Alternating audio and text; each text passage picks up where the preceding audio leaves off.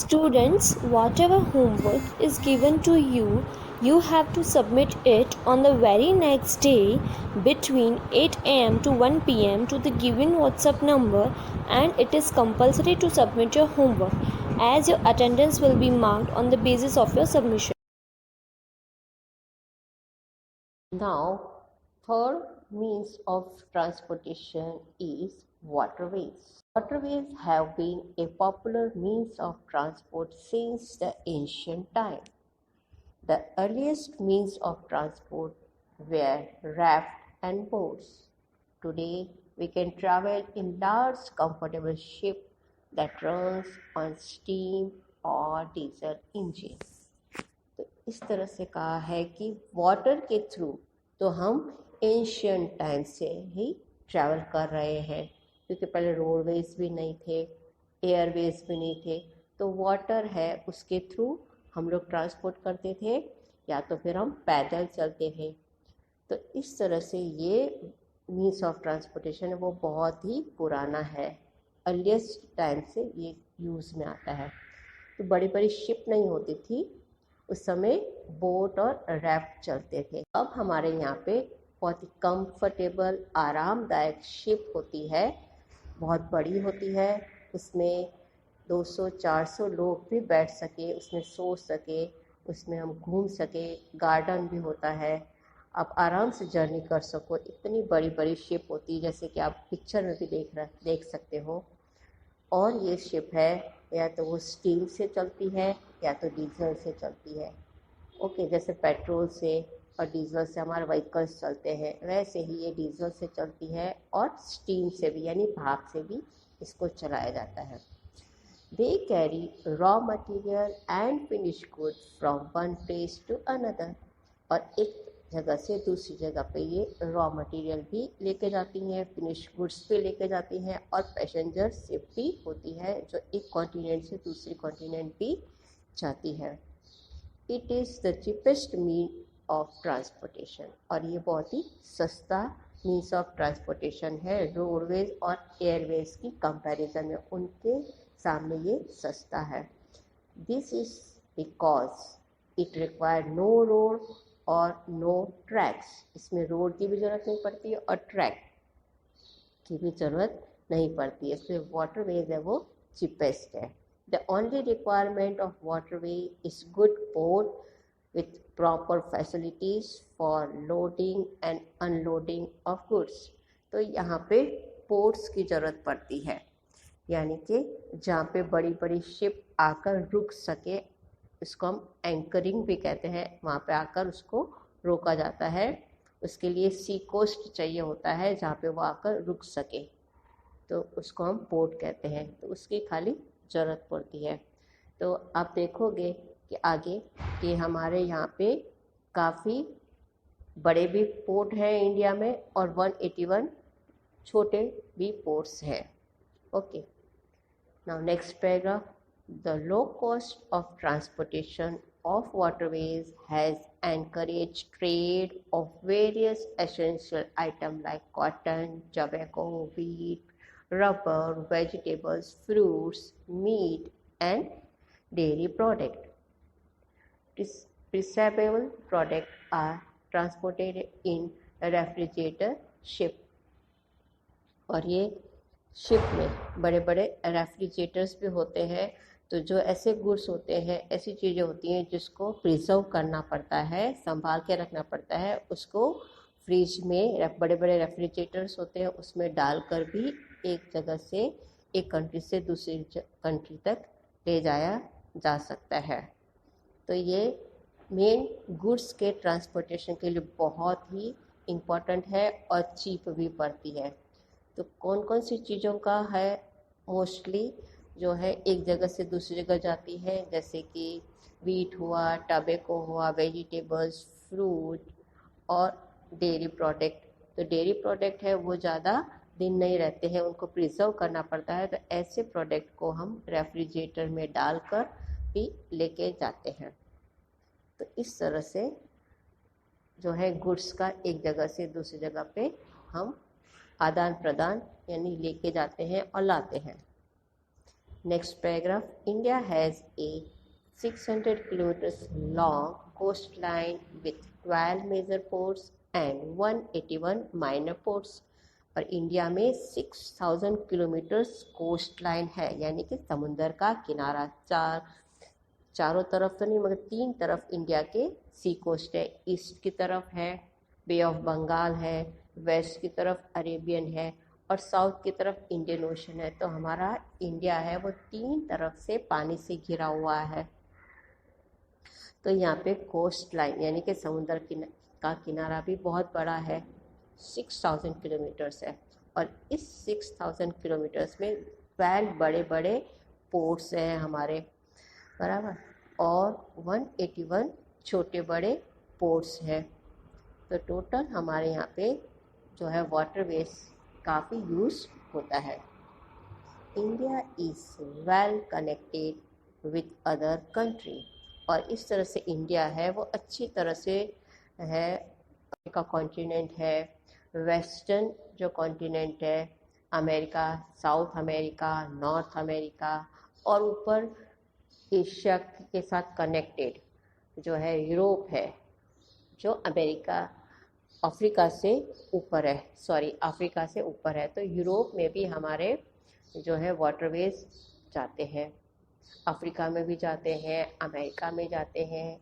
अगर देखा जाए तो एशिया कॉन्टिनेंट के जो नीचे ऑस्ट्रेलिया कॉन्टिनेंट है वहाँ पर भी हमारे जो अच्छे से बिजनेस ट्रेडिंग के जो है एशिया कॉन्टिनेंट करता है, इवन इंडिया भी करता है, क्योंकि हमारे पास 181 माइनर पोर्ट्स हैं। तो उसमें से बॉम्बे है, मद्रास हुआ, भुज में गुजरात में भुज की तरफ, कोलकाता की तरफ।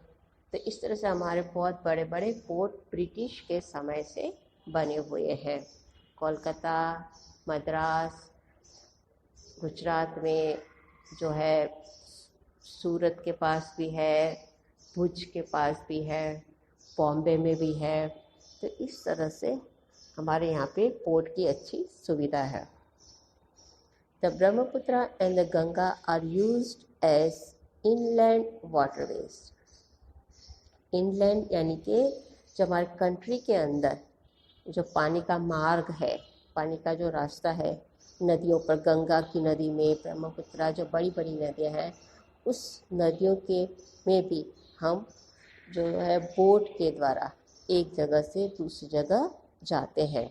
तो कंट्री के अंदर भी वाटरवेज चलता है ब्रह्मपुत्र और गंगा रिवर में। All over the world many rivers are used as waterway like Yangtze, Sikiang, Huanghe in China, Nile and Congo in Africa, Mississippi in North America।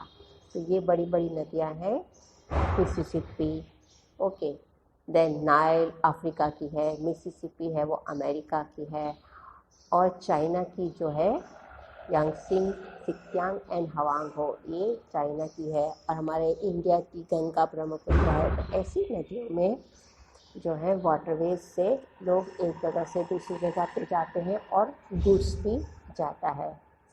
Okay, there is a ocean transportation also, और समुद्र के द्वारा भी जो है transportation होता है।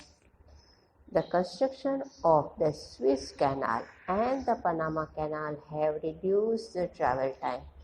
और यहाँ पे स्विस कैनाल है और पनामा कैनाल है जो बहुत ही कम टाइम में एक कॉन्टिनेंट से हम दूसरे कॉन्टिनेंट जा सकते हैं इस कैनाल के थ्रू। तो वो हम आपको मैप में दिखाएंगे। ओके, तो स्विस कैनाल है, पनामा कैनाल के थ्रू जाने से हमारा ट्रैवलिंग का टाइम बहुत ही बच जाता है, और एक कॉन्टिनेंट से दूसरे कॉन्टिनेंट में हम थ्रू ओशन जाते हैं। Before it was built, ship had to sail round the southern tip of South America while going from the Atlantic Ocean to the Pacific Ocean। और इस तरह से पहले जब ये नई बनी थी तो एकदम साउथ अमेरिका है वहाँ तक उनको जाना पड़ता था, और उसके बाद से वो अटलांटिक ओशन में जाते थे और फिर वो पैसिफिक ओशन में पहुंचते थे। मगर अब ये कैनाल बनने से उनका रूट छोटा हो गया है, प्लस टाइम भी सेव होने लग गया है, टाइम भी बचने लगा है। तो इस तरह से हम ओशन के थ्रू भी ट्रांसपोर्टेशन करते हैं।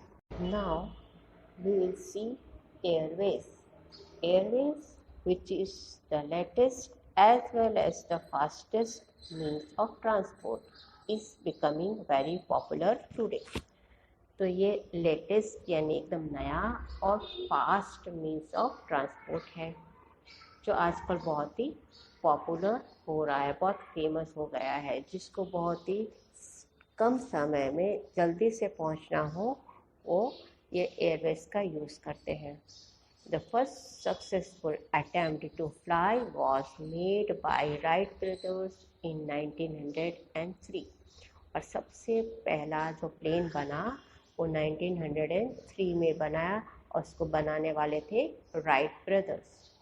As technology advanced, there had been drastic changes in the shape and speed of aeroplane और धीरे धीरे जैसे टेक्नोलॉजी साइंस बढ़ता गया, साइंस नया नया एडवांस होता गया, तो उसके हिसाब से एक बहुत ही स्ट्रॉन्ग एक्सट्रीम चेंज आया है। ड्रास्टिक यानी कि एक नया चेंज, जिसको हम स्ट्रॉन्ग भी कह सकते हैं।